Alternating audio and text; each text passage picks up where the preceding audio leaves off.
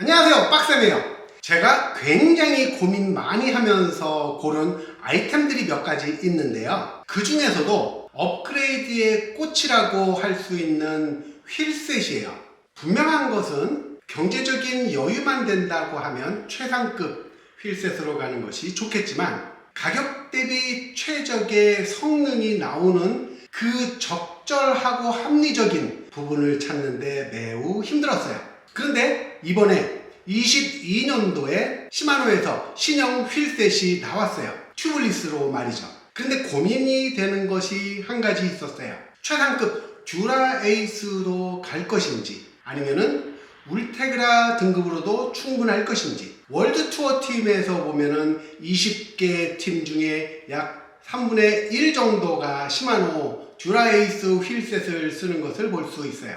그러다 보니 우리의 유저분들도 듀라에이스의 선호도가 굉장히 높아요. 그래서 저 빡쌤이 고민이 많았어요. 듀라에이스 카본 휠셋으로 갈 것인지 아니면 울테그라로 갈 것인지. 자, 이때 저희 수입사 담당자분께서 한마디 조언을 해주신 것이 결정적이었대요. 듀라에이스는 12단 전용이고요. 울테그라는 11단, 12단 겸용이라는 거예요. 지금 11단으로 쓰다가 나중에 12단으로 업그레이드 하실 때 활용이 가능하다는 거예요. 이것은 굉장히 강력한 세일즈 포인트였어요. 또 하나는 성능이었었는데 예전에 RS81과 C24, C50으로 대변되는 듀라 휠 간의 차이가 극명하게 컸었거든요.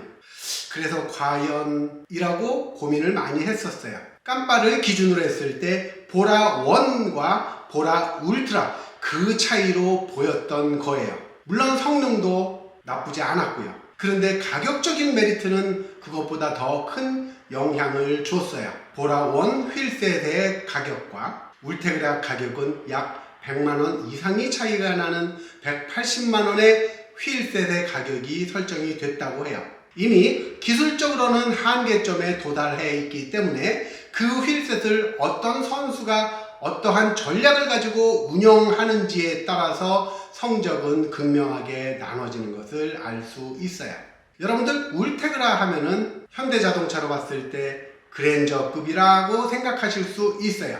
분명한 건 그 위에 제네시스급이 있었기 때문이죠. 그런데 실질적으로 그랜저와 제네시스급에서의 드라이빙 성능은 그렇게 큰 차이를 못 느낄 거예요. 울테그라와 듀라에이스의 그 차이는 그렇게 크지 않을 거예요. 그렇다고 11단인데 듀라에이스를 어거지로 끼울 수도 없는 노릇이고 해서 저 빡쌤이 큰맘 먹고 결정을 한 것이 울테그라 튜블리스 카본 휠셋에 올인은 한 거예요. 하지만 제 판단은 소비자분들에게 가장 합리적인 가격에 고성능의 휠셋을 업그레이드 걱정 없이 11단과 12단을 함께 사용할 수 있는 휠셋이라는 그 핵심 포인트로 인해서 결정을 하게 된 것이고 후회되지는 않아요. 여러분들을 믿기 때문이죠. 자, 그러면 한번 열어서 어떠한 디자인, 외관을 갖고 있는지 그리고 허브의 라쳇 소리는 어떤지도 함께 들어보도록 할게요. 자, 어떤 걸 까볼까요? 초경량 어필용으로 만들어진 36mm가 있고 그 다음에 올라운드, 오르막도 좋고 장거리도 좋고 그리고 고속 유지 능력도 좋은 50mm가 있고요. 극단적인 스프린터들의 직진성이 매우 뛰어난 고속형 60mm가 있어요. 그래도 50mm를 열어보는 것이 좀 좋겠죠? 여러분들이 생각해도 폼나잖아요. 포장은 매우 잘 되어 있네요. 예, 한 개씩 까볼까요? 자, 뒷바퀴부터 꺼내보고.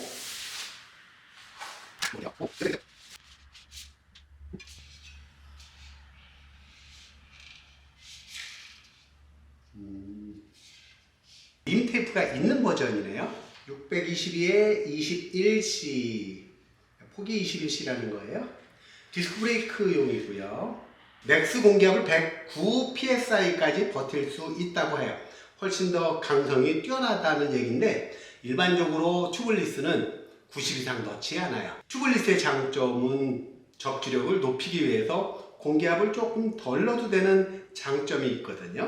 자, 한번 돌려볼까요?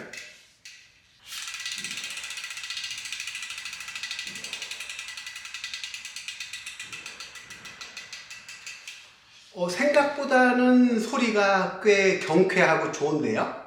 선수들이 펠로톤 안에서 전략 전술을 짜기 위해서는 스텔스 모드라고 해서 이 허브 안에서 나오는 그 라쳇 소리를 최소한 죽이는 것을 유행처럼 쓰고 있어요.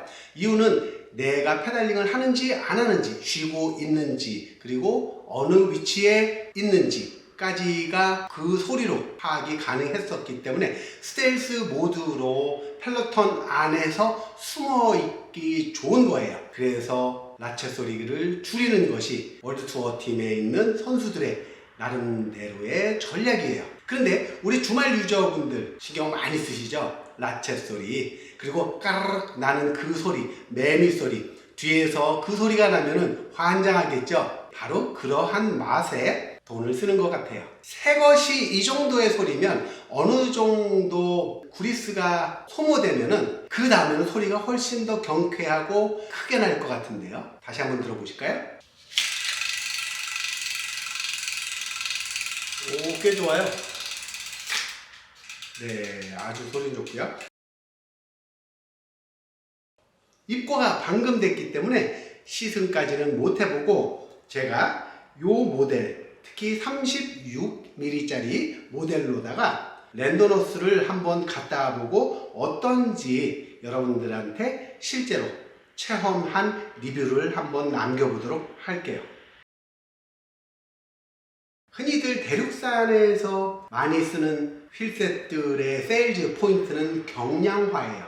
그런데 회전 물체는 회전하기 시작할 때와 회전하고 나서의 포인트로 나눠져요. 얼마나 쉽게 회전에 들어가는지, 그리고 회전이 한번 시작되면 그 회전 관성을 얼마나 오랫동안 유지하는지로 나눠지는 거예요. 그래서 얇은 36mm의 프로파일을 갖고 있는 어필용은 가볍게 만들고요. 60mm의 고속 스프린트용 깊은 프로파일을 갖고 있는 휠셋들은 무거운 편이에요. 회전하는 축의 바깥 부분이 무거우면 무거울수록 한번 구르고 나서 이 구름성을 유지하려고 하는 그 항속력이 매우 뛰어나게 되는 거예요. 다시 말해서 적은 힘으로 더 멀리 갈 수 있다는 거죠. 대신에 업앤다운이 많은 코스에서는 순발력과 민첩성이 뛰어난 로우 프로파일의 휠셋, 경량 휠셋이